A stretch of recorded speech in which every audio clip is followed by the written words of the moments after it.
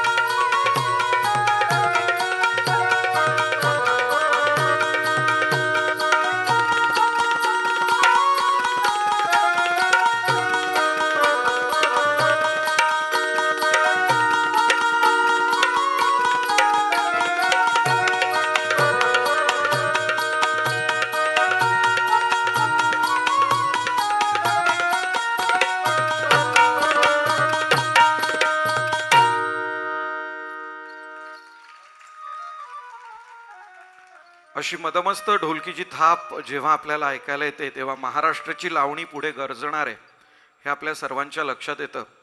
आणि लावणी म्हटल्यानंतर वय हा विषय कुठेतरी मागे राहून गेलेला असतो, कारण लावणी जेव्हा निनादायला लागते तेव्हा ढोलकीची थाप कडाडायला लागल्यावरती घुंगरांच्या सळसळीमध्ये असलेलं वय मोजलंच जात नाही. त्या वयाच्या मागे असलेला नाद असतो ना, तोच जास्त मोजला जातो. आणि मला असं वाटतं की तो नाद जेव्हा होत असतो तेव्हा एक नाद साथीला अजून असतो, तो तुमच्या जोरदार टाळ्यांचा. तो इथे कुठेतरी हरवलेला आहे, सापडला तर जरूर पाठवून द्या. आजच्या या कार्यक्रमाच्या अनुषंगानं 16व वरीस धोक्याचं म्हणजेच आपण सुलोचना ताईंनी गायलेल्या अनेक लावण्या ऐकणार आहोत. महाराष्ट्र हा जेवढा टाळावर प्रेम करतो तेवढाच महाराष्ट्र चाळावरती प्रेम करतो. आणि आजही त्या लावण्यांच्या बद्दल एक उत्कट अशी भावना मराठी रसिक श्रोत्यांच्या मनामध्ये आहे. म्हणजे जेव्हा सुरुवातीला मराठी सिनेमा सुरू झाला, नाट्यगीतांमधून तो थोडासा बाहेर आला आणि मग त्यानंतर तमाशानंच संगीत म्हणून त्याची जागा घेतली. पण तमाशानं संगीत म्हणून त्याची जागा घेतली, लावणीने ती जागा घेतली संगीताची, तरी ते विश्व एवढं मोठं होत गेलं की कालांतरानं लोक बदलाला सामोरं जातात. त्या बदलालाही सामोरे गेले, पण पुन्हा एकदा नटरंग सारखा सिनेमा येतो आणि पुन्हा एकदा लावणी आपल्या डोळ्यासमोर येते. पण जेव्हा जेव्हा ही लावणी सादर करायची झाली तेव्हा एक चांगला आवाज, बुलंद आवाज साथीला हवा, जो आवाज ती लावणी लोकांपर्यंत पोहोचवू शकतो, तेव्हाच ती लावणी लोकांच्या जनमानसामध्ये आपल्या अस्तित्वाची मोहर उमटवते असं म्हटलं तर वावगं ठरणार नाही. आणि तसाच हा आवाज आपल्या सुलोचना दिदींचा. एक जोरदार टाळी त्यांच्या आठवणीसाठी या निमित्तानं वाजवूया. 93 वर्षाचं वय आज त्या हयात असत्या तर असतं. 93 वर्षाच्या हयातीमध्ये माणसानं आपलं कर्तृत्व केलेलं असतं, ते किती मोठं असतं बघा. म्हणजे मी तर नेहमी म्हणतो की कलावंत जगत जातो ना, तो काहीतरी दुसऱ्याला देण्यासाठी जगत जातो.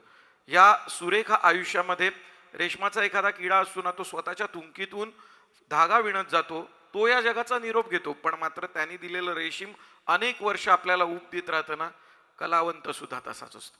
त्यानं विणलेला प्रत्येक मंचावरचा किंवा एखादा कार्यक्रमातला जो धागा असतो ना, तो इतका उबदार असतो की तो निघून गेल्यानंतर सुद्धा त्याची ऊब जाणवत असते आणि ती पुन्हा पुन्हा मिळावी अशी वाटते. आणि म्हणून 93 वर्षानंतर सुद्धा सुलोचना दिदींच्या नावानं एक कार्यक्रम शासन आयोजित करतं आणि त्याला एवढी तुडुंब गर्दी होते.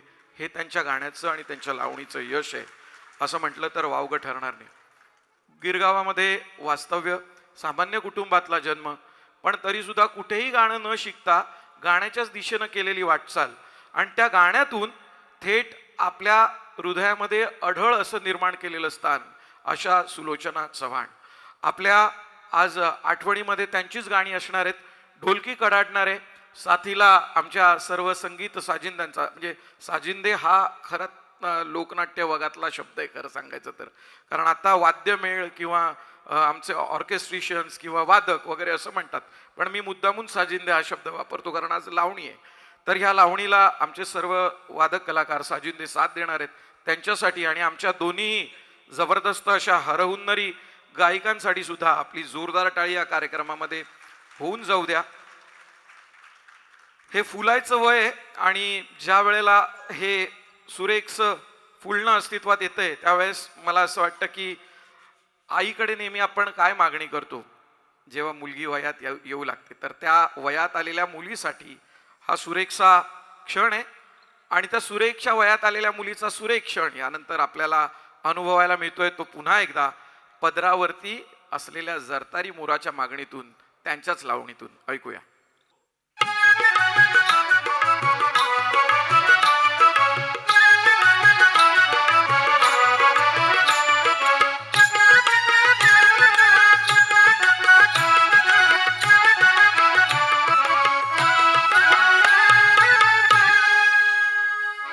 पदरावरती जरतारेचा मोर नाच राहावा,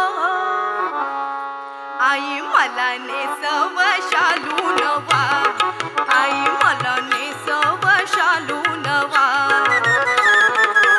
पदरावरती जरतारेचा मोर नाच राहावा, आई मला नेसव शालू नवा, आई मला नेसव शालू नवा.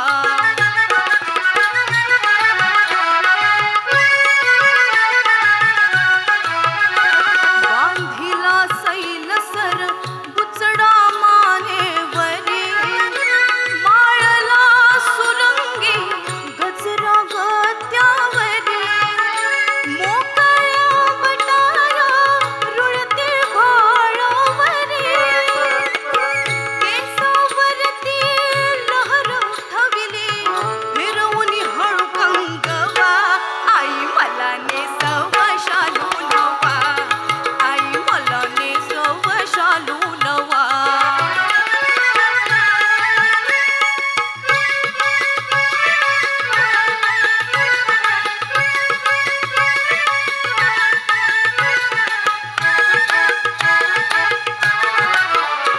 डोळ्यात रेखिले काजळ मऊ झोंबते, कानात घातले लोल कवी लोंबते, फिर फिरून माझे मी ऐनाशी थांबते, गोऱ्या भाळी करून न्याले फुलवेचा चांदवा, आई मला नेसव शालू नवा, आई मला नेसव शालू नवा.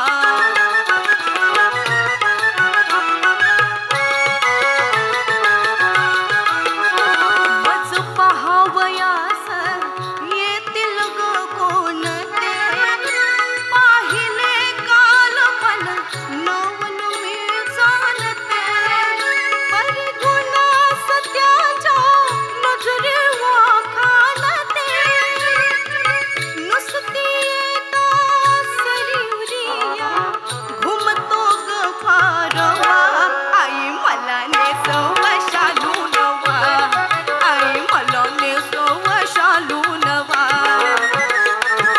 पदरावरती जरतारेचा मोर नाच राहावा, आई मला नेसव शालू नवा, आई मला नेसव शालू नवा, आई मला नेसव शालू नवा.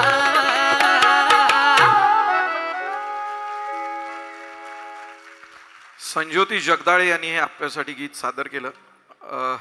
मल्हारी मार्तंड या सिनेमातलं गाणं. गदिमा आणि आपल्या सर्वांचे लाडके संगीतकार वसंत पवार यांनी संगीतबद्ध केलेलं गाणं. संज्योती जगदाळे हसबे, जरा जोरदार टाळ्या त्या आवाजासाठी आपण देऊया. शास्त्रीय संगीत अलंकार त्यांनी केलेला आहे. Masters in arts and civil engineering. Ashok Kulkarni हे त्यांचे गुरु, आरतीताई अंकलीकर या त्यांच्या गुरु. संज्योती म्युझिक म्हणून त्या स्वतःची अकॅडमी सध्या आपल्या सर्वांच्या समक्ष अनेक ठिकाणी चालवत आहेत. ब्रँचेस पुण्यामध्ये आहेत. नॅशनल गोल्ड मेडलिस्ट आहेत पंजाब चंदीगड यूथ फेस्टिवलमधल्या.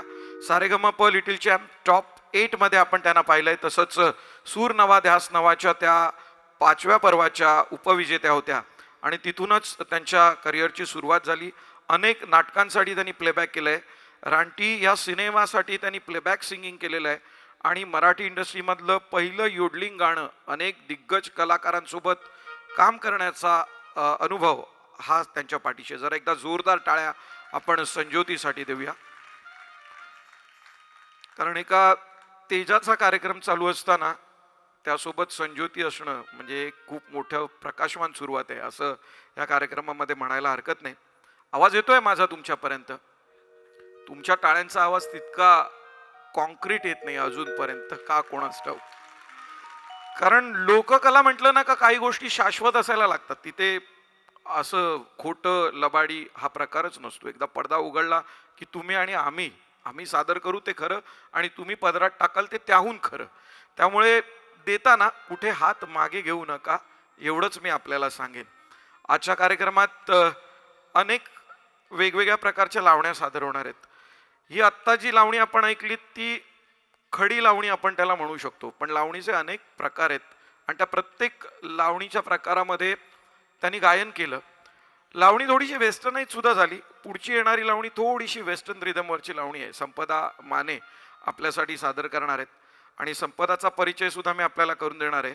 पण आजच्या या कार्यक्रमाच्या निमित्तानं हा सर्व प्रवास करत असताना प्रत्येक टप्प्यावरती काहीतरी नवीन आपल्याला ऐकायला मिळेल अशी तुम्ही अपेक्षा ठेवून आला आहात तर नक्कीच ती अपेक्षा पूर्ण करणार आहोत. या कार्यक्रमातील प्रत्येक कलावंत हा आपल्या सर्वांसाठी काहीतरी विशेष सादर करणार आहे. मान्यवर आलेत का? म्हणजे मी आता बघतोय तर सगळ्यांच्या 45 अंशामध्ये मना तिकडे गेलेत. जोरदार टाळ्यांच्या गजरात आपण सन्माननीय मंत्री महोदयांचं या ठिकाणी स्वागत करूया. आशिष शेलार साहेब यांचं या ठिकाणी शुभागमन झालेलं आहे. सन्माननीय सांस्कृतिक कार्यमंत्री व माहिती तंत्रज्ञान मंत्री श्री आशिषजी शेलार साहेब यांचं जोरदार टाळ्यांच्या गजरात आपण स्वागत करूया.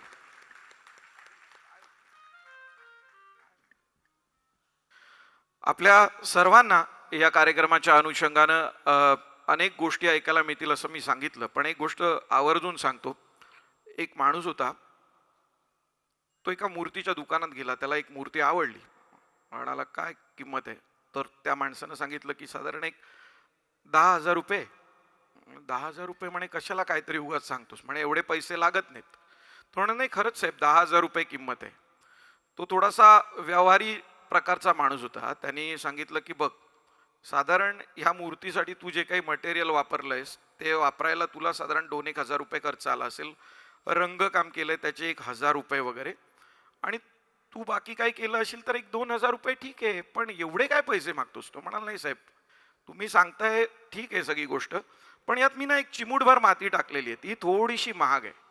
ती चिमूटभर माती महाग आहे आणि तुम्ही सांगताय तो हिशोब साधारण 4-5 हजार रुपयाचा आहे. पण मी जी टाकलेली माती आहे ना ती 5,000 रुपयाची आहे. चिमूटभर माती. म्हणाला एवढी कुठली चिमूटभर माती म्हणे 5,000 रुपयाची येते? म्हणाला साहेब तुम्ही सगळं बोलताय त्या गोष्टी बरोबर आहे, पण ही मूर्ती घडवण्यासाठी ही कला शिकायला मी जी आयुष्यातली वर्ष घालवली आहेत ना ती चिमूटभर माती आहे. ती 5,000 रुपयाची आहे. म्हणून या मूर्तीची किंमत 10,000 रुपये. तर मला असं वाटतंय की आजच्या कार्यक्रमात आमच्या सर्व कलावंतांनी आपल्या सोबत असलेली चिमूटभर माती आणलेली आहे. त्या चिमूटभर मातीमध्ये तुम्ही जर ओंजळ भरून टाळ्या अजून वाहिल्यात तर ही मूर्ती अजून सुंदर होऊ शकते. तुम्ही जरा जोरदार टाळ्यांनी प्रत्येक गाण्याला आम्हाला प्रोत्साहित करत राहा एवढीच विनंती करतो. आणि माननीय मंत्री महोदय सन्माननीय ॲडव्होकेट आशिष शेलार साहेब सांस्कृतिक कार्यमंत्री माहिती तंत्रज्ञान इथं उपस्थित आहेत. त्यांचं स्वागत करून मी संपदा माने यांना विनंती करीन की आपण पुढील लावणी सादर करावी.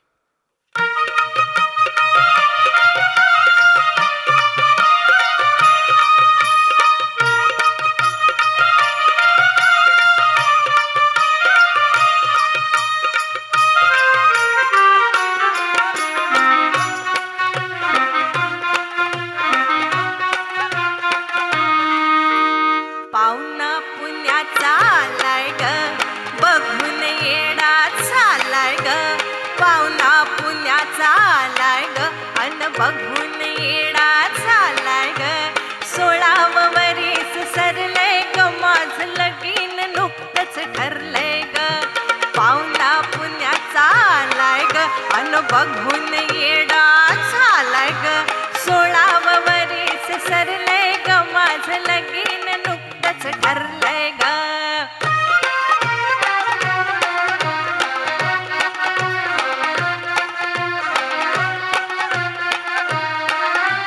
सकाळच्या पारी सांगावाला बघायला येतोय आम्ही मुलीला.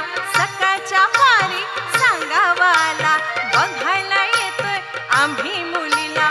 तिनिसा झाला पाहुणा आला, तिनिसा झाला पाहुणा आला, बाय बघताच त्याला मी वरलंय ग. माझं लगीन नुकतंच ठरलंय ग. पाहुणा पुण्याचा आलाय ग, बघून येणार झालाय ग. 16वं वरीस सरलंय ग, माझं लगीन नुकतंच ठरलंय ग.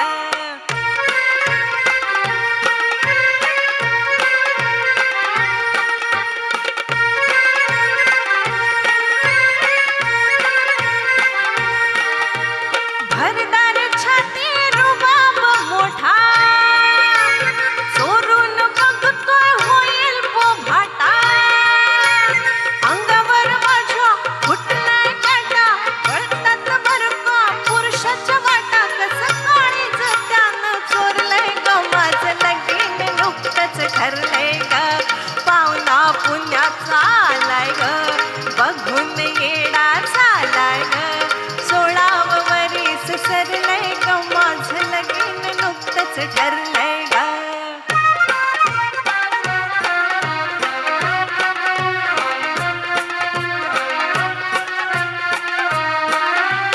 बघून मला झाला हा येडा, ठरलाय आमचा साखरपुडा.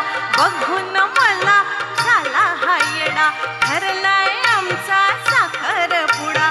आलाय स्वप्नी ठसलाय मनी, आलाय स्वप्नी ठसलाय मनी, त्याला इश्काच्या जाळ्यात घेरलंय ग. माझं लगीन नुकतंच ठरलंय ग. पाहुणा पुण्याचा आलाय ग, बघून येडा झालाय ग. 16वं वरीस सरलंय ग, माझं लगीन नुकतंच ठरलंय ग. 16वं वरीस सरलंय ग, माझं लगीन नुकतंच ठरलंय ग. 16वं वरीस सरलंय ग, माझं लगीन नुकतंच ठरलंय ग.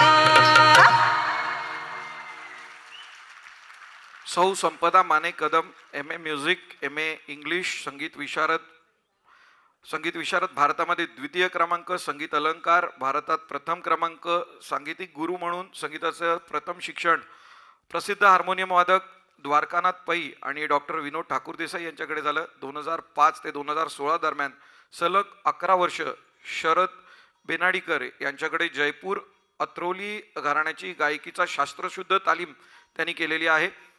त्या 3 वर्ष विदुषी शाल्मली जोशी यांच्याकडे तालीम घेत आहेत. सध्या जयपूर अत्रौली घराण्याचे ज्येष्ठ गायक पंडित अरुण द्रविड, गानं सरस्वती किशोरी आमोणकर यांचे शिष्य, त्यांच्याकडे काही वर्ष त्यांनी तालीम घेतली आहे. सध्या प्रसिद्ध गायक श्री सुरेश बापट यांच्याकडे त्यांचा अभ्यास सुरू आहे आणि अनेक सिनेमांसाठी आणि नाटकांसाठी सुद्धा त्यांनी गायन केलेलं आहे. मी तो थोडासा परिचय आपल्याला उसंत घेऊन करून देईन. मान्यवर इथे उपस्थित झालेले आहेत. मी शेलार साहेबांना विनंती करेन की आपण मंचावरती येण्यासाठी तसदी घ्यावी आणि आपण जोरदार टाळ्यांच्या गजरात सन्माननीय मंत्री महोदयांचं इथं स्वागत करूया. आपल्या या आजच्या कार्यक्रमाला ज्यांच्या 1200 कार्यक्रमांचा दृष्टिकोन आहे, तो 1200 कार्यक्रमांचा एक मोठा पायंडा ज्यांनी डोळ्यासमोर ठेवला आणि त्यांनी या कार्यक्रमांमधून अनेक कलावंत आणि कलाकारांना काम दिलं आणि त्याचसोबत महाराष्ट्र शासनाच्या माध्यमातून एवढे विविध कार्यक्रम आयोजित केले महाराष्ट्रभर, ते माननीय सांस्कृतिक कार्यमंत्री व माहिती तंत्रज्ञान मंत्री सन्माननीय आशिष शेलार साहेब या ठिकाणी उपस्थित आहेत. जोरदार टाळ्यांनी आपण त्यांचं स्वागत करूया. साथीला नगरसेवक मिलिंद शिंदेजी उपस्थित आहेत, त्यांचंही आपण मनपूर्वक स्वागत करूया. मी दोहोंना विनंती करीन की माईंची प्रतिमा मंचावर ठेवलेली आहे, आपण त्यांना पुष्प अर्पण करावं.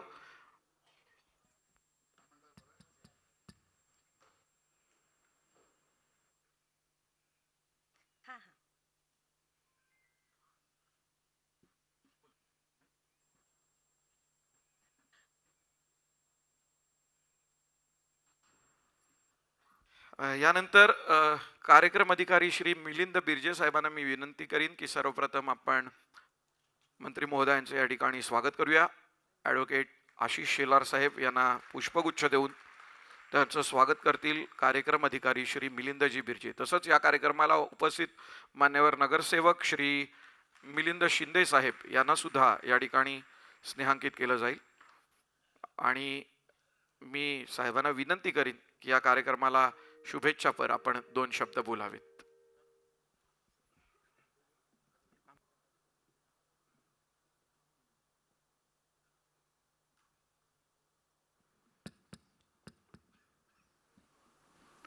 नमस्कार. कार्यक्रमाचं नाव 16वं वरीस धोक्याचं असं आहे आणि मला याची पूर्ण कल्पना आहे की इतक्या बहारदार कार्यक्रम आणि तो चालू असताना मध्ये जर भाषण केलं तर ते किती धोक्याचं आहे. पण मलाही माझं काम करावंच लागेल, कारण मी तुम्हाला सगळ्या रसिकांना भेटायला इथे आलो आहे आणि या कलाकारांचं अभिनंदन करायला आलो आहे आणि त्याहीपेक्षा सुलोचना ताईंना अभिवादन करायला आलो आहे. 93वी जन्मजयंती आपण त्यांची साजरी करतोय महाराष्ट्र सरकारच्या सांस्कृतिक कार्य विभागाच्या वतीने. कल्पना काय आहे? कल्पना हीच आहे की आपला महाराष्ट्र ज्या पद्धतीने वैभव संपन्न आहे आणि शोधावे तिथे रत्न आपल्याला महाराष्ट्रातल्या प्रत्येक जिल्ह्यात, प्रत्येक तालुक्यात, प्रत्येक गावात दिसतात. बरं, आपल्या सगळ्यांच्या आयुष्यामध्ये सुख दुःखाच्या क्षणी जी भेटतात ती सगळी कलाकार मंडळी जी आहेत त्याच्यामध्ये सुलोचना ताईंना आपण विसरू शकत नाही.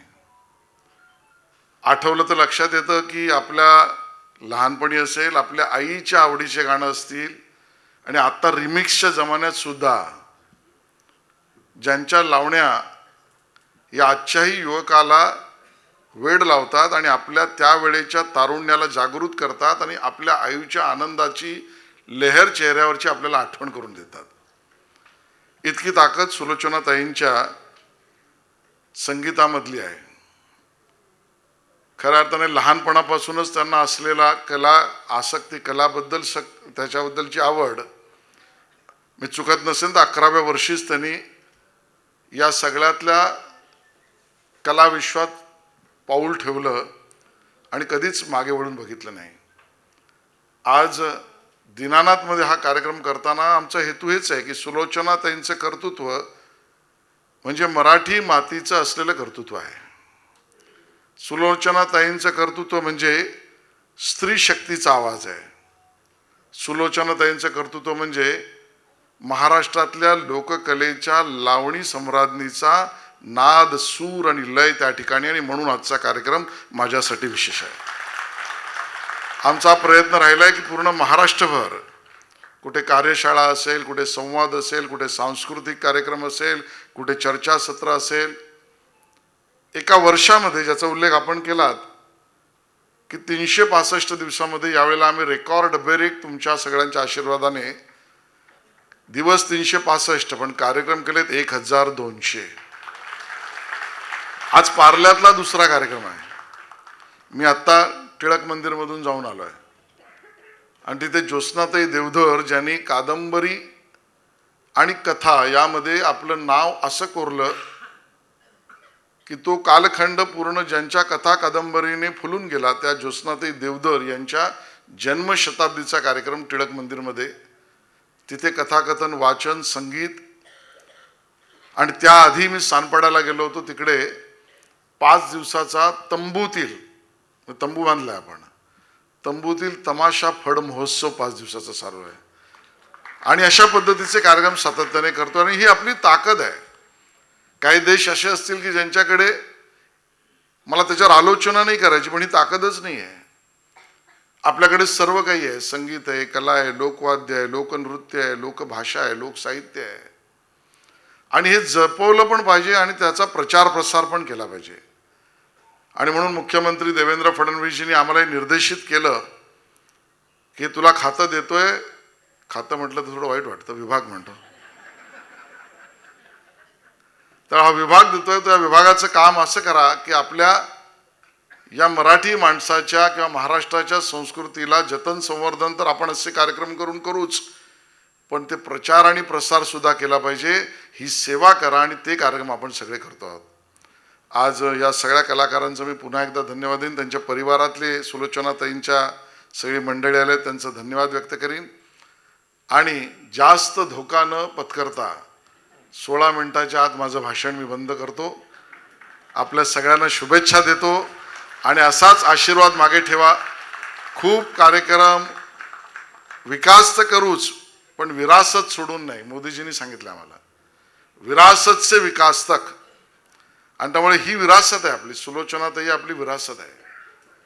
आणि होणारा अटल सेतू किंवा होणारे वांद्रे वरळी किंवा वांद्रे वर्सोवा हा विकास आहे. असलेली मेट्रो हा विकास आहे. आणि त्यामुळे दोन्ही एकत्र करू आणि आपला महाराष्ट्र आणि आपला देश विकसित महाराष्ट्र आणि विकसित भारत हे जे स्वप्न घेऊन आपण चाललो आहोत 2047 पर्यंत, त्या दिशेने मार्गक्रमणा करू. आपला आशीर्वाद चालू ठेवा. धन्यवाद. जय हिंद, जय महाराष्ट्र. एक महत्त्वाची उपलब्धी आहे. मी अजून 2 मिनटं शिलार साहेबांची घेईन की ह्या कार्यक्रमाच्या निमित्तानं माईंची नात आरती चव्हाण ह्या इथे उपस्थित आहेत. त्यांनी मंचावरती यावं. त्यांच्यासोबत त्यांच्या स्नेही इथे उपस्थित आहेत नलिनी उपासनी. त्यांनासुद्धा मी मंचावरती निमंत्रित करतोय आणि त्यांना मी विनंती करेन की आपण या ठिकाणी साहेबांच्या शुभ हस्ते जे स्वागत केलं जाते ते स्वीकारावं.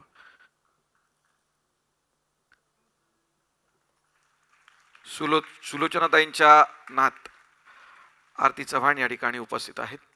तसेच नलिनी उपासनी मॅडम त्यांच्यासोबत त्यांच्या स्नेही इथे उपस्थित आहेत. त्यांनाही मी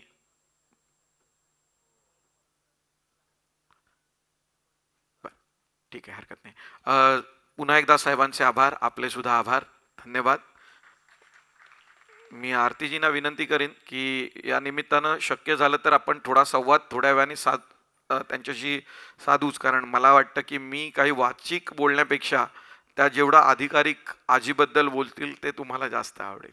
तर थोड्या वेळाने मी त्यांच्याशी सुद्धा आपला संवाद साधून देण्याचा प्रयत्न केलेला आहे. संपदाने आत्ताच जे गाणं आपल्यासाठी सादर मी आत्ता ज्यांच्या नावाचा उल्लेख केला नलिनी उपासनीजी, त्यांना मी ओके आरतीजी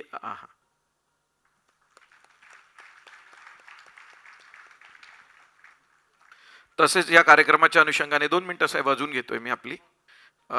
या कार्यक्रमाच्या अनुषंगाने मंचावरती उपस्थित कलावंतांचंही आपण स्वागत करावं अशी विनंती. या कार्यक्रमातल्या दोन्ही प्रमुख गायिका संज्योती जगदाळे यांना मी विनंती करेन की आपण पुढे यावं आणि सन्मान स्वीकारावा.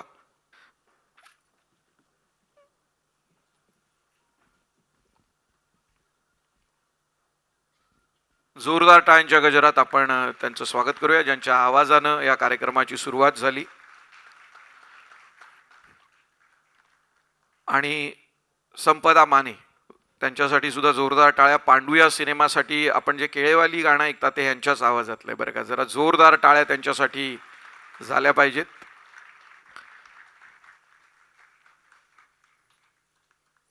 या कार्यक्रमाचं संगीत संयोजन करणारे प्रशांत लळित यांना सुद्धा मी सन्मानित करण्याची विनंती करतो आहे.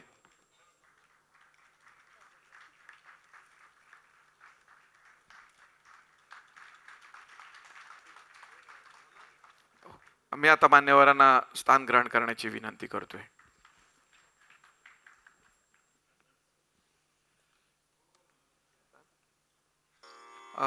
अनेक वेळेला आयुष्यामध्ये जीवदान मिळत असतं. तसंच ह्या सुलोचनाताईंना, ज्यांचं टोपण नाव सुलूताई असं सुद्धा होतं, त्यांच्या घरातली मंडळी त्यांना बबनताई असं सुद्धा म्हणायचे. कारण द्वाड खोड्या करणारी मुलगी असल्या कारणानं त्यांना बबनताई असं सुद्धा संबोधलं जायचं.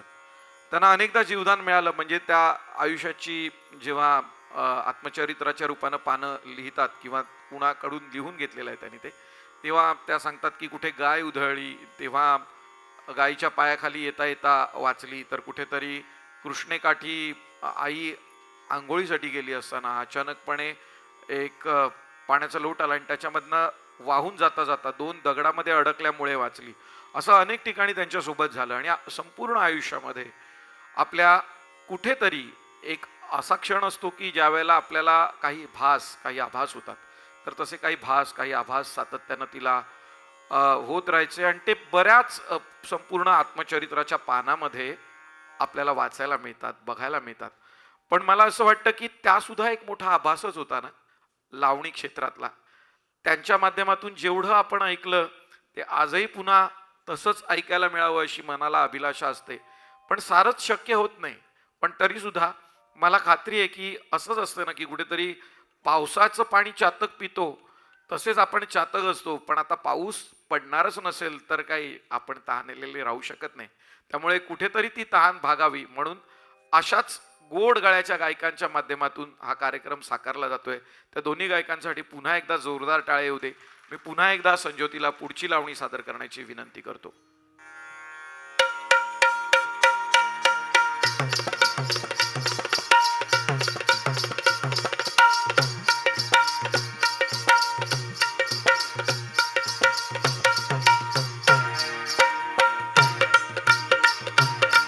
घ्यावा नुसताच बघून मुखडा बाई ग, सुखाचं मिळन तुकडा बाई ग. घ्यावा नुसताच बघून मुखडा बाई ग, सुखाचं मिळन तुकडा बाई ग.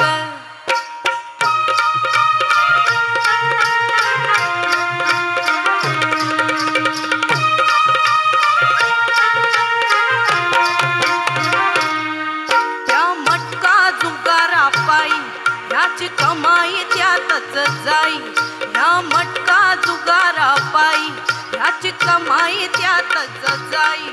काय सांगू मी साजनी बाई तुला घरात भेटत नाही, काय सांगू मी साजनी बाई तुला घरात भेटत नाही.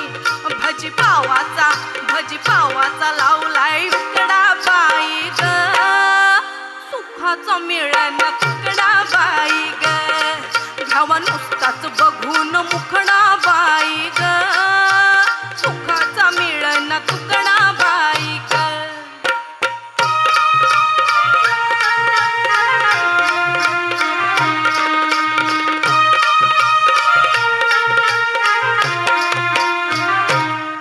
ह्या पगाराला साडी आणतो, दर महिन्याला असंच म्हणतो. ह्या पगाराला साडी आणतो, दर महिन्याला असंच म्हणतो. याला बोलावं झिणका येतो, मनका बघून दणका देतो. याला बोलावं झिणका येतो, मनका बघून दणका देतो. असा दिसतोय नुसताच लुकडा बाई ग, सुखाचा मिळन तुकडा बाई ग. घ्यावा नुसताच बघून मुकडा बाई ग, सुखाचा मिळन तुकडा बाई ग.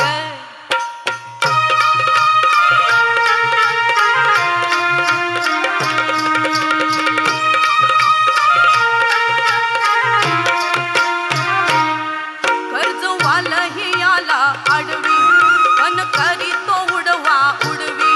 कर्जवालही आला आडवी, पण करी तो उडवा उडवी. शिव्या मी खाते हो तोंड जडवी, ते एकाच हात बुडवी. शिव्या मी खाते हात तोंड जडवी, ते एकाच हात बुडवी. असा नशिबी आला या तुकडा बाई ग, सुखाचा मिळन तुकडा बाई ग. घ्यावा नुसताच बघून मुकडा बाई ग, सुखाचा मिळन तुकडा बाई ग. घ्यावा नुसताच बघून मुकडा बाई ग, सुखाचा मिळन तुकडा बाई ग.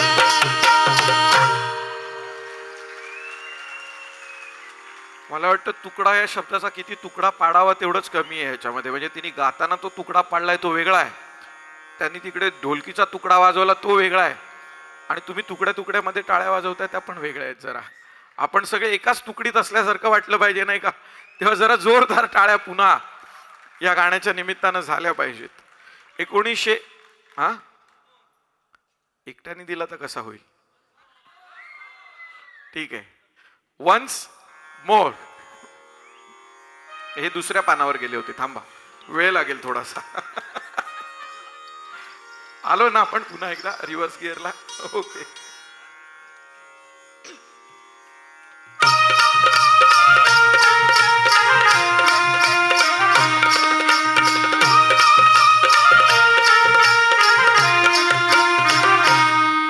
ह्या पगाराला साडी आणतो, दर महिन्याला असंच म्हणतो.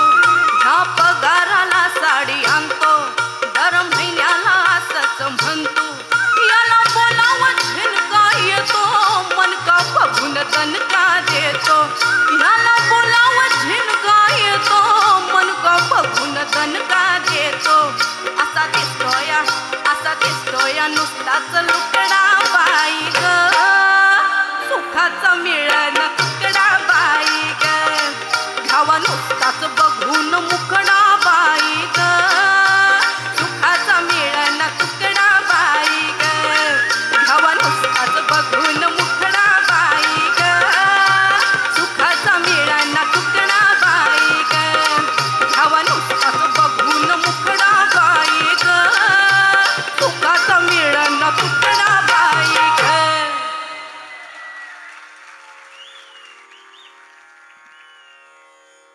एक माणूस 1962 साली त्यांचा पत्ता शोधत शोधत त्यांच्या घरी पोचला, सुलोचनाताईंच्या.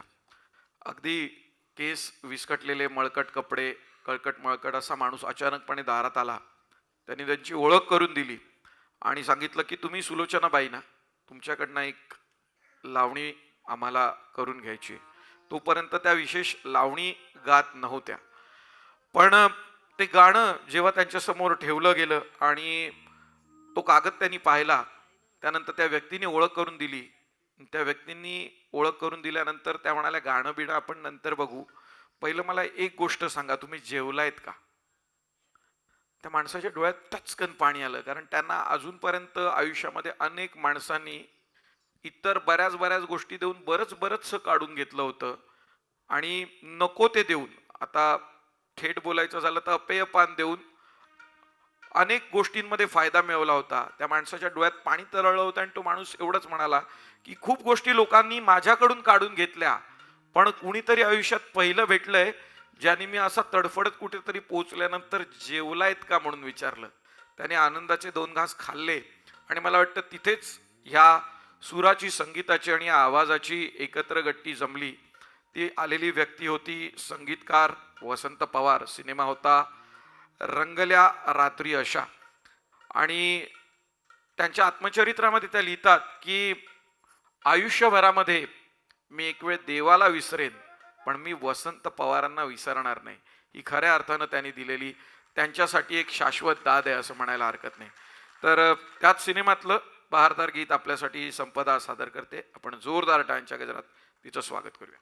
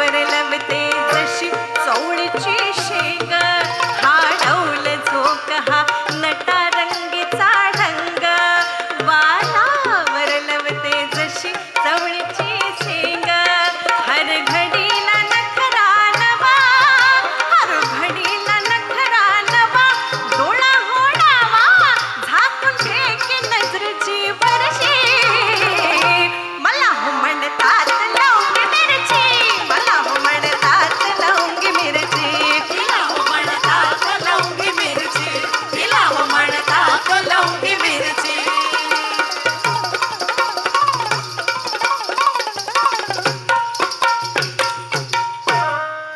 हा लाल डाळिंबी शालू पदर जरदारी, ही हिरवी हिरवी सोड तंग भरदारी, हा लाल डाळिंबी शालू पदर जरदारी, ही हिरवी हिरवी सोडी ढंग भरदारी, नका पाहून हाडून अशी, नका पाहून हाडून अशी, पडा तुम्ही फाशी जणू मी नागिन झाडावरची, मला हो म्हणतात लवंगी मिरची, मला हो म्हणतात लवंगी मिरची, तिला हो म्हणतात लवंगी मिरची, तिला हो म्हणतात लवंगी मिरची.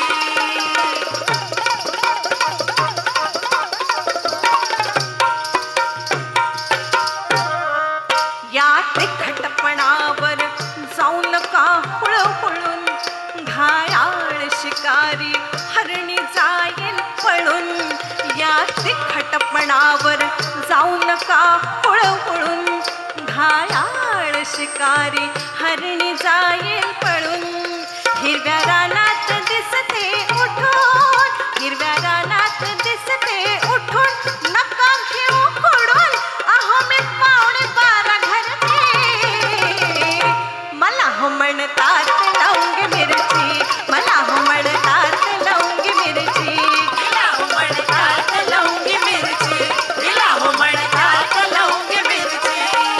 नाव गाव कशाला पुसता, अहो मी आहे कोल्हापूरची, नाव गाव कशाला पुसता, अहो मी आहे कोल्हापूरची, अहो मी आहे कोल्हापूरची, मला हो म्हणतात लवंगी मिरची, मला हो म्हणतात लवंगी मिरची, मला हो म्हणतात लवंगी मिरची, तिला हो म्हणतात लवंगी मिरची, तिला हो म्हणतात लवंगी मिरची, मला हो म्हणतात लवंगी मिरची.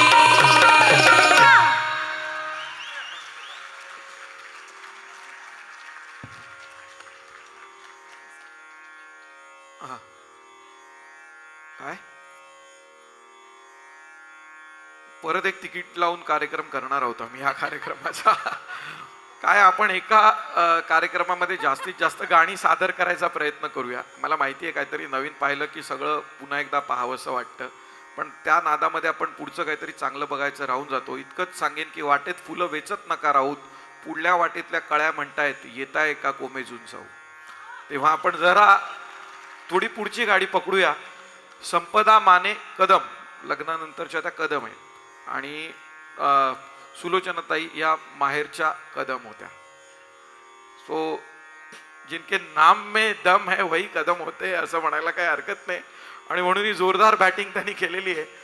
आणि फक्त त्यांनीच नव्हे तर त्यासोबत आमच्या मयुरेश शेर्लेकरने बगलवच्चा होता चोंडकं, ओके चोंडकं आपल्यासाठी वाजवलं, तर त्याच्यासाठी जरा एकदा जोरदार टाळ्या. आणि आमचा प्रभा मोसमकर ज्यांनी ढोलकीवरती आपल्या सर्वांसाठी हा रंगमहाल जो लावणीचा उभा केलाय तो साकारलाय. प्रभाने चांगली ढोलकी वाजवली तर त्यात आम्हाला कौतुक वाटत नाही, कारण ज्याला बाळकडू म्हणून माया जाधव यांच्या कुशीत आणि मुशीत तयार व्हायला मिळालेलं आहे, तो प्रभा झोपेतनं उठवलं तरी एवढाच जोरदार वाजवणार असा आमचा खरोखर एक प्रतिभा असलेला असा कलाकार आहे प्रभा मोसमकर.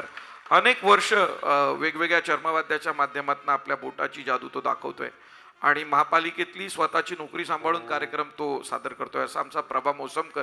त्याच्यासाठी सुद्धा जोरदार टाळ्या. आजच्या कार्यक्रमात जर वादक बघितलेत ना तर 3-4च म्हणजे इथे 3 आहेत तिथे 3 आहेत, फार कमी आहेत. महेंद्रजी तालवाद्यांवरती साथ देत आहेत, त्यांच्यासाठी सुद्धा जोरदार टाळ्या. मी मेलडीकडे नंतर येणार आहे थोड्या वेळाने, प्रशांतचा परिचय आपल्याला झालेला आहे. पण तरी ह्यामध्ये एक फार महत्त्वाचा विषय आहे की पाठीमागे माझ्या जी उभी आहे टीम, ती फार महत्त्वाची. म्हणजे सुलोचना दिदींनी कधी आयुष्यामध्ये कोरस गायला नाही असं त्या अगदी छातीठोकपणे सांगतात. अगदी वयाच्या 4-5व्या वर्षापासून गाणं सुरू झालं तेव्हापासून त्यांना गाणंच मिळत गेलं. आणि लावणी म्हणून ज्यांच्या डोक्यामध्ये एक ब्राईट इमेज आहे त्यांची, ॲक्च्युअल गोष्ट अशी आहे की त्यांची सुरुवात हिंदी गाण्यापासून झाली होती. अनेक हिंदी गाणी वगैरे गाता गाता मग जेव्हा आयुष्यामध्ये वसंत पवार नावाच्या संगीतकाराचं वादळ त्यांच्या येऊन धडकलं, त्यानंतर लावणीमध्ये, आणि लावणी असाच त्यांचा परिचय झाला. पण कोरस फार महत्त्वाचं आहे लावणीमध्ये. ते आमचे कोरस टीममधले सरिता पांचाळ, गीता पाटील आणि विशाल जगताप यांच्यासाठी जरा जोरदार टाळ्या.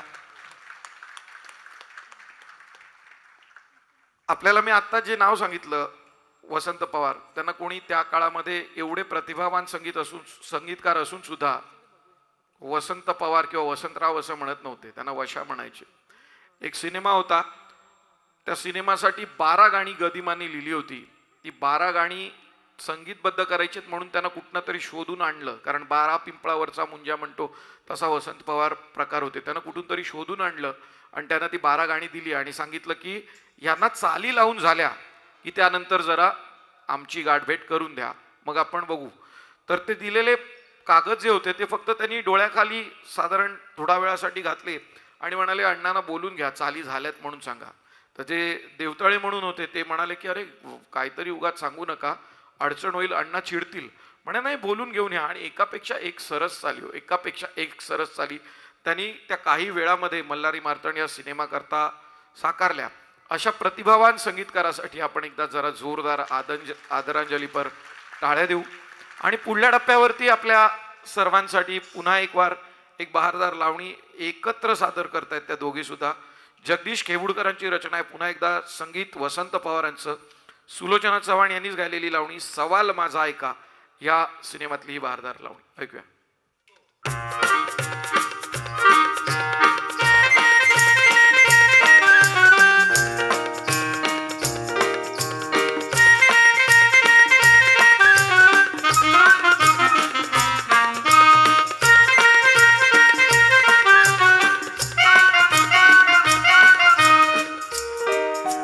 कसं काय पाटील बरं हाय का, सांगा बरं हाय का, चालू काय ऐकलं ते खरं हाय का. कसं काय पाटील बरं हाय का, सांगा बरं हाय का, चालू काय ऐकलं ते खरं हाय का.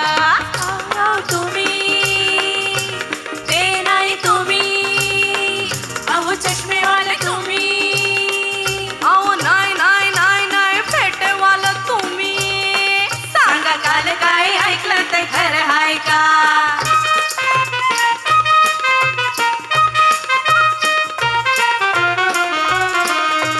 काल म्हण तुम्ही जत्रेला गेला, तमाशात काळीज विसरून आला. काल म्हण तुम्ही जत्रेला गेला, तमाशात काळीज विसरून आला. इसरल्या ठाई गावलं का नाही, हो इसरल्या ठाई गावलं का नाही, आज तरी संगती आणलंय का, काल काय ऐकलं ते खरं हाय का.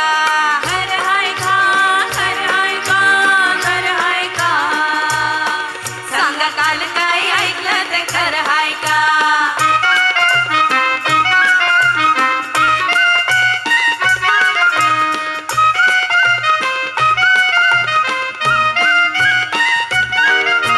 काल म्हण तुम्ही तालुक्याला गेला, कमरेचा ऐवज हरवून आला.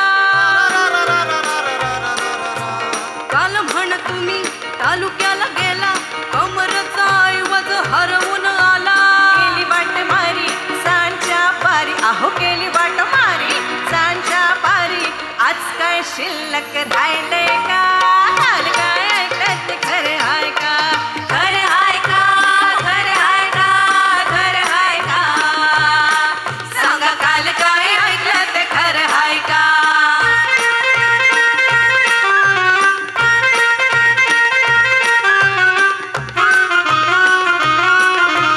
काल म्हण तुम्ही हित तित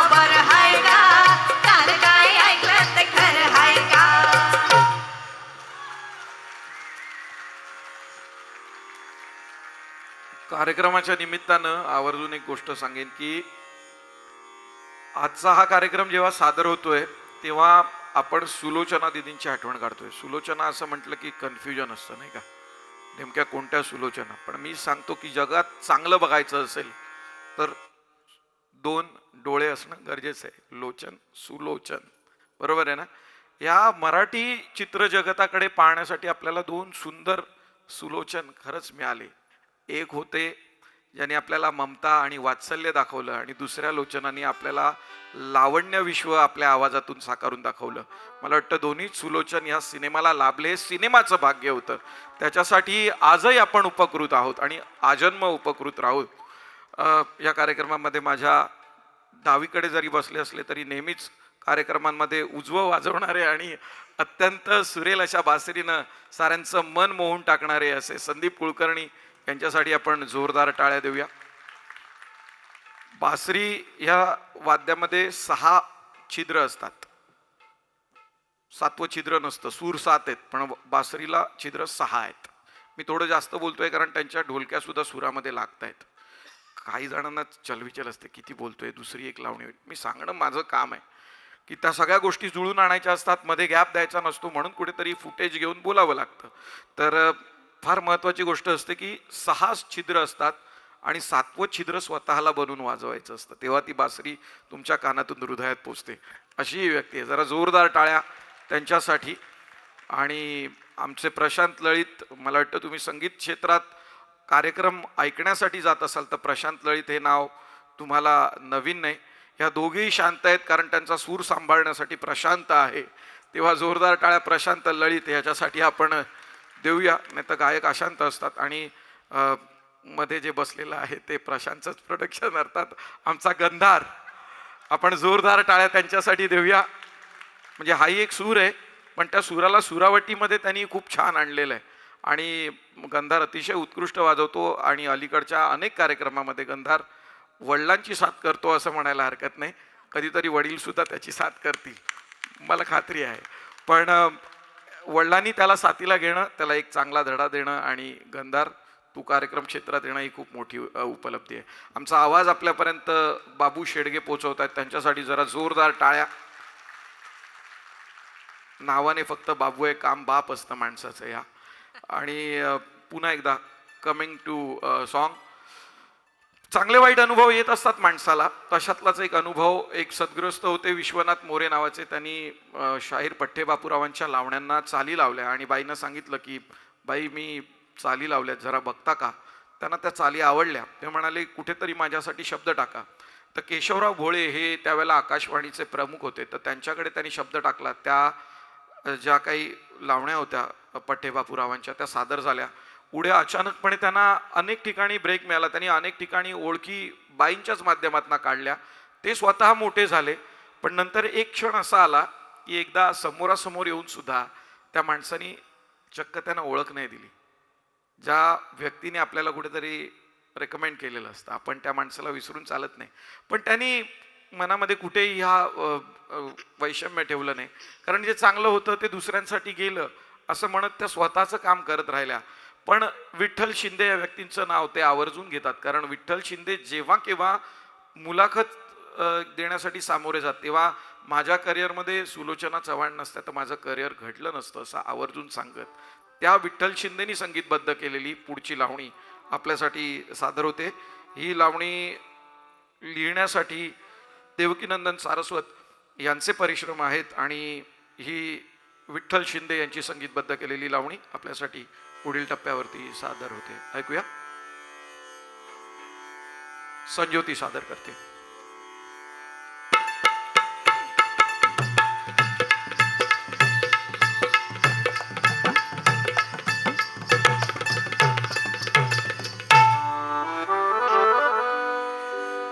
कोल्हापूरचा नखरा माझा चालन ग सातारे. अहो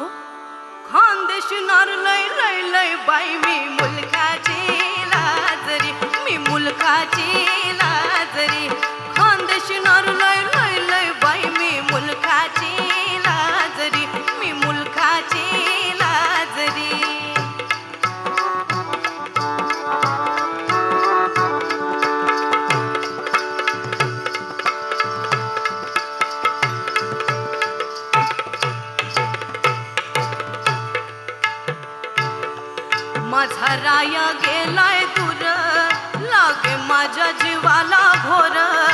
माझा राया गेलाय दूर, लागे माझ्या जीवाला घोर, लागे माझ्या जीवाला घोर. जशी पानवीन सुकून जाते भरलेले बाजरी, बाई मी मुलकाची लाजरी, मी मुलकाची लाजरी. अहो खानदेशी नार लय लय लय, बाई मी मुलकाची लाजरी, मी मुलकाची लाजरी.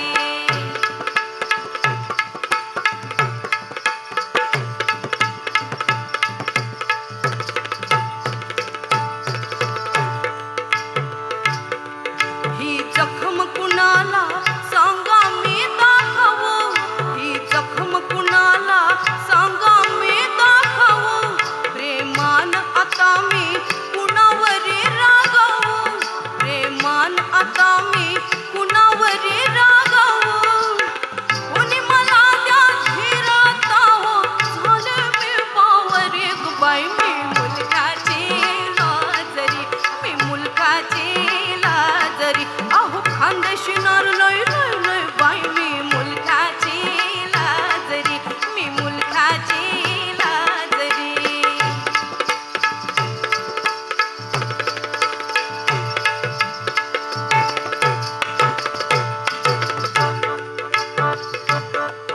मी आज सजिन हो 16 शिनगारान, मी आज सजिन हो 16 शिनगारान.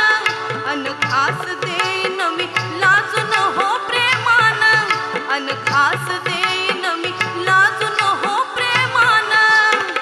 आज रायो परतून येते निरोप आला घरी. बाई मी मुलकाची लाजरी, मी मुलकाची लाजरी. अहो खानदेशी नार लय लय लय, बाई मी मुलकाची लाजरी, मी मुलकाची लाजरी, मी मुलकाची लाजरी, मी मुलकाची लाजरी. हो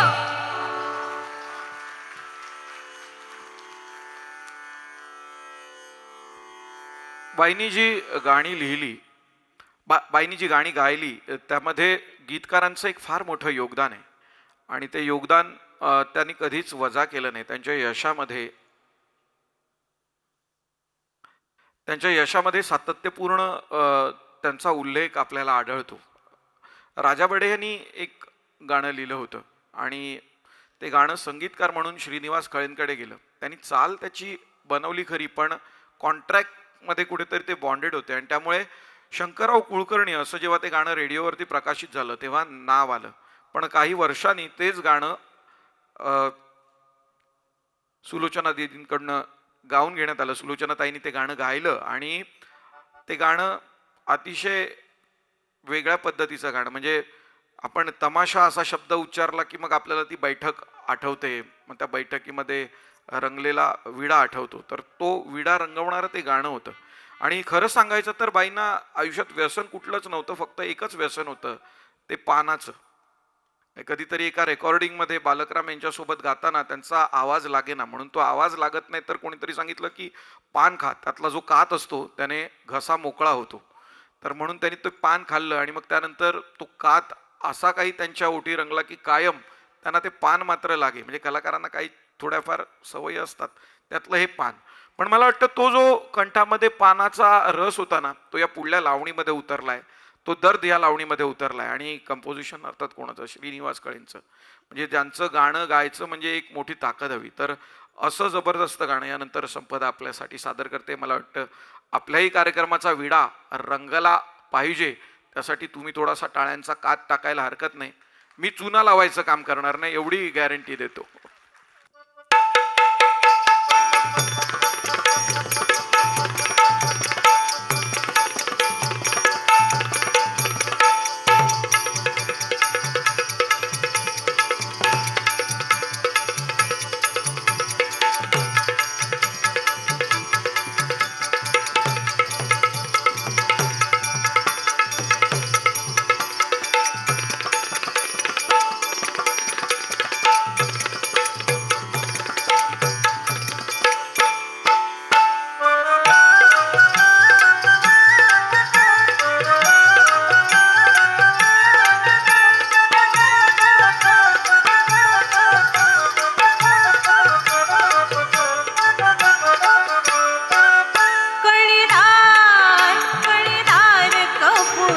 पान कळीदार कपुरी पान कोवळ छान केशरी चुना कळीदार कपुरी पान कोवळ छान केशरी चुना रंगला रंगला काठ केवडा रंगला काठ केवडा वरखाचा विडा घ्या हो मन रमणा घ्या हो मन रमणा कळीदार कपुरी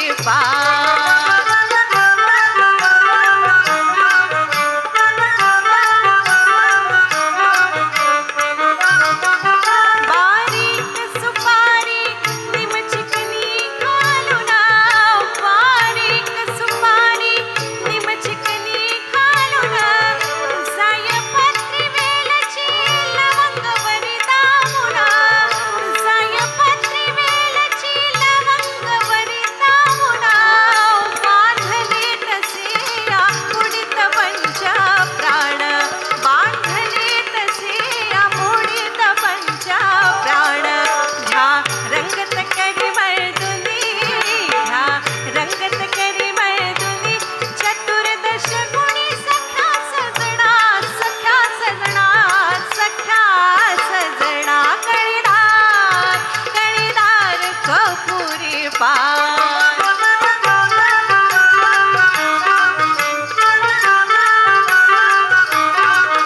कमरेचा झुलता चोक कमरेचा झुलता चोक नूर बिन धोक उरी मावेना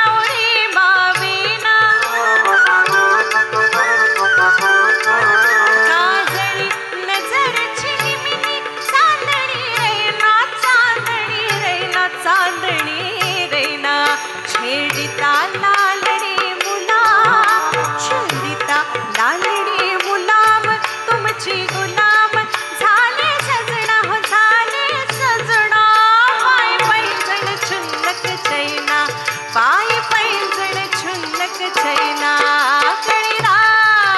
कळीदार कपुरी पान कोवळ छान केशरी चुना रंगला रंगला काठ केवडा रंगला काठ केवडा वरखाचा विडा घ्या हो मन रमणा घ्या हो मन रमणा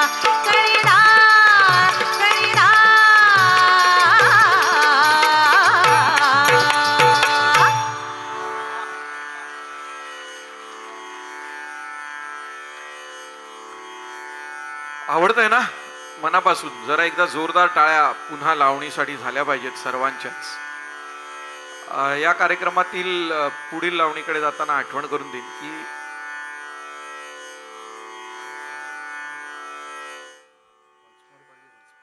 वन्स मोर घ्यायचा आहे. बरं ठीक आहे, वन्स मोर साठी जरा जोरदार आवाज आला तर बरं होईल. मी ऐकत होतो. हां ठीक आहे, वन्स मोर.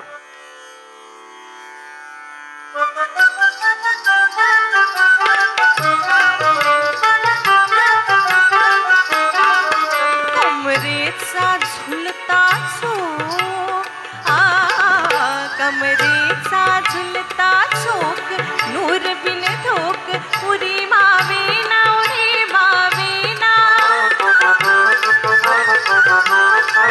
काजळी नजरची निमिनी चांदणी रैना छेडिता लालडी मुलाम तुमची गुलाम झाले सजना हो झाले सजना पाय पैंजण छुल्लक चैना पाय पैंजण छुल्लक चैना कळीदार कपुरी पान कोवळ छान केशरी चुना रंगला रंगला काठ केवडा रंगला काठ केवडा वरखाचा विडा घ्या हो मन रमणा कळीदार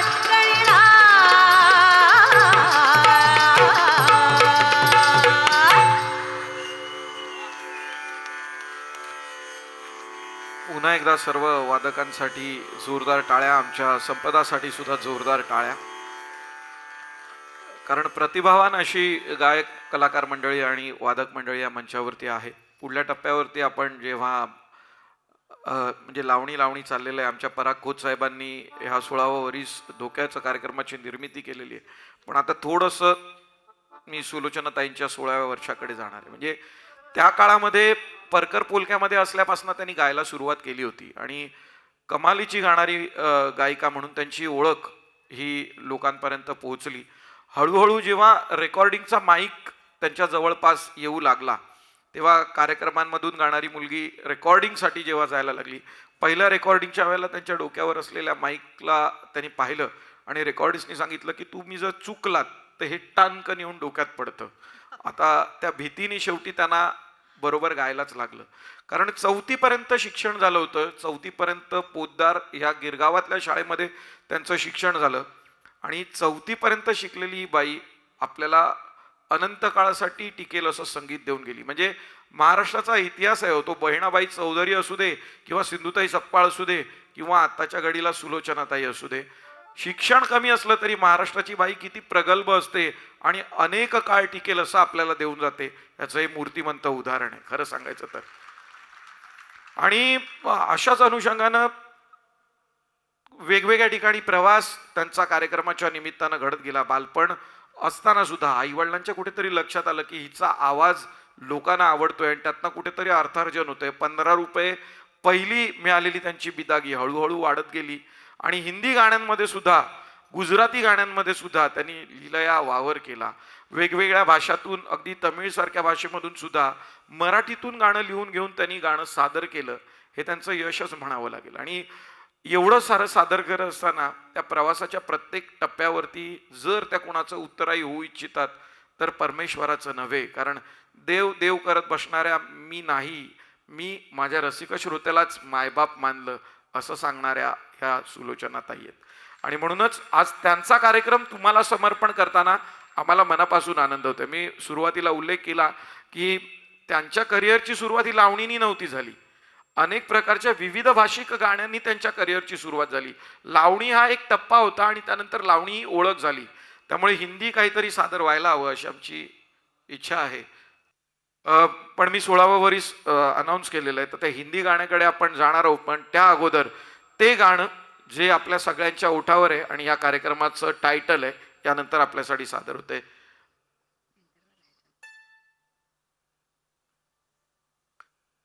16वं वरीस धोक्याचं. जरा जोरदार टाळ्या आपल्या सर्वांच्या या गाण्यासाठी झाल्या पाहिजे.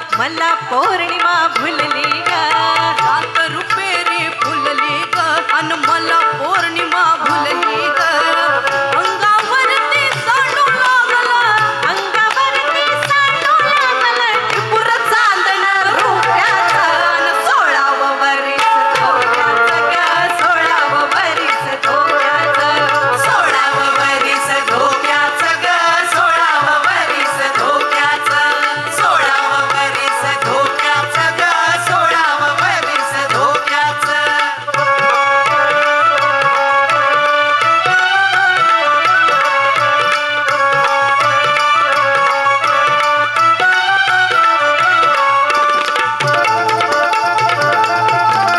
ओढ लागली संगतीची नजर भेटीच्या गमतीची ओढ लागली संगतीची अन नजर भेटीच्या गमतीची आज मला हे गुपित कळलं आज मला हे गुपित कळलं जत्रे मधल्या धक्क्याचं 16व वरीस धोक्याचं ग 16व वरीस धोक्याचं 16व वरीस धोक्याचं ग 16व वरीस धोक्याचं 16व वरीस धोक्याचं ग 16व वरीस धोक्याचं 16व वरीस धोक्याचं ग 16व वरीस धोक्याचं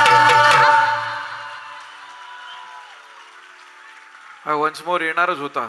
संज्योती संपदा पूर्ण सुलोचना असल्यानंतर वन्स मोर काय येणार नाही मला सांगा. तर एकदा वन्स मोर पुन्हा होऊन जाऊन द्या.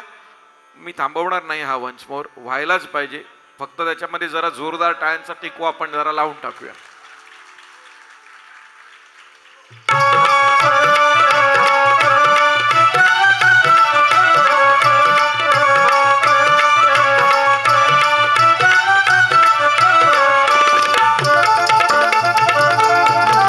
रात रुपेरी फुलली ग मला पौर्णिमा भुलली ग रात रुपेरी फुलली ग अन मला पौर्णिमा भुलली ग अंगावरती सांडू लागला अंगावरती सांडू लागला टिपूर चांदण रुप्याचं अन 16व वरीस धोक्याचं ग 16व वरीस धोक्याचं 16व वरीस धोक्याचं ग 16व वरीस धोक्याचं 16व वरीस धोक्याचं ग 16व वरीस धोक्याचं 16व वरीस धोक्याचं ग 16व वरीस धोक्याचं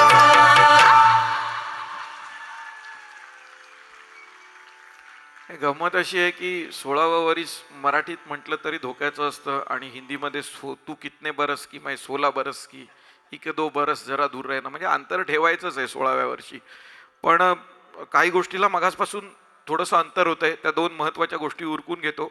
एक महत्त्वाची गोष्ट राहून जाते माझ्याकडून ती म्हणजे विजयदादा चव्हाण महाराष्ट्राचे लाडके ढोलकीपट्टू आणि माईंचे चिरंजीव त्यांनी आमचे निर्माते पराग खोत साहेब यांच्यासाठी एक पत्र पाठवलं आहे छोटंसं. ते वाचून दाखवतोय. श्री पराग खोत, आपणास सप्रेम नमस्कार. आपण सर्व कलाकार माझी आई म्हणजे माई पद्मश्री स्वर्गीय सौ सुलोचना शामराव चव्हाण यांच्या वाढदिवसानिमित्त त्यांना गायलेल्या गाण्यांच्या माध्यमातून कार्यक्रम सादर करून जी आदरांजली देत आहात त्याबद्दल मनापासून आभार व धन्यवाद. तसेच सादर कार्यक्रम करणाऱ्या सर्व गायक वादक निवेदक यांचेही मनापासून मी धन्यवाद आणि आभार मानतो. सर्व कलाकार समूहातील आणि आपणास सर्व कलाकार समूहाला आणि आपणास मनापासून शुभेच्छा. त्याचप्रमाणे महाराष्ट्र शासनाचे सांस्कृतिक मंत्री माननीय श्री आशिषजी शेलार आणि समस्त सांस्कृतिक खाते परिवार यांचे पुन्हा मनापासून आभार. पुन्हा एकदा आपल्या सर्व कलाकार मंडळींना खूप खूप शुभेच्छा. आपला विजय शामराव चव्हाण. दादांनी हे पत्र पाठवलेलं आहे. ही एक महत्त्वाची गोष्ट. आणि एक महत्त्वाची गोष्ट राहून जाते ती म्हणजे माझी ओळख. म्हणजे मला वडील नेहमी म्हणतात की कधी स्वतःच्या तोंडाने स्वतःबद्दल कधीच सांगायचं नसतं, पण आई म्हणाली जिथे कोणीच नसेल बोलायला बाळा तिथे स्वतःबद्दल सांगायला हरकत नाही. त्यामुळे माझी ओळख करून देतो. या कार्यक्रमामध्ये आपल्या सर्वांशी संवाद साधणारा आणि लावणीचे जे सूर आहेत ते लावणीचे सूर सादर होण्यापूर्वी त्या लावणी संदर्भात थोडीशी पार्श्वभूमी सांगणारा आपला निवेदक मित्र परेश दाभोळकर.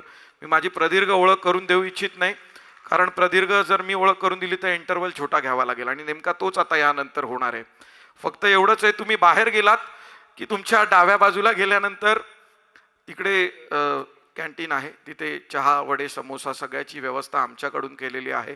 आपण जरूर आस्वाद घ्या. पैसे दिले की लगेच आपल्याला मिळून जाईल, त्यामुळे लाजू नका. मध्यंतरानंतर भेटू. पुन्हा एकदा आपण केलेल्या सहकार्यासाठी धन्यवाद. थोड्याच वेळामध्ये आपण कार्यक्रम सुरू करू. अगदी 10 मिनिटातच कार्यक्रम पुन्हा सुरू होईल.